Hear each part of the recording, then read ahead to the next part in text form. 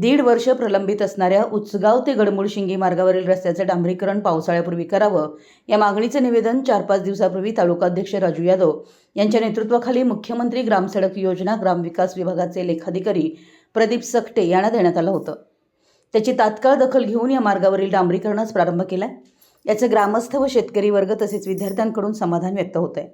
मुख्यमंत्री सडक योजनेअंतर्गत ग्रामविकास विभाग महाराष्ट्र शासनामार्फत उचगाव ते गडमुळशिंगी पाणंद रस्ता शेतवडीमधील रस्त्याचे साधारण 1 ते 1.5 वर्षापूर्वी काम चालू झाले, खडीकरण झाले व त्यानंतर त्या रस्त्यावर डांबरीकरण करणं गरजेचं होतं, ते अजूनही झालेलं नव्हतं। याचा त्रास सर्वांना होत होता। याची दखल घेऊन राजू यादव यांनी निवेदनाद्वारे आंदोलनाचा इशारा दिला होता। त्याची दखल घेत डांबरीकरणाचं काम सुरू झालं होतं। या पाणंद रस्त्यावरून शेतकरी शेताकडे व गडमुळशिंगीला जाणारी मोठी वाहतूक आहे। तसेच उचगाव हायवे पुलाखाली गोल्ड स्टार इथं वाहतुकीची कोंडी होत असल्यानं यावेळी गडमुळशिंगी व इतर गावाला जाणारी प्रचंड मोठी वाहतूक ही उचगाव पाणंद रस्त्यावरून गडमुळशिंगी मार्गे जाते।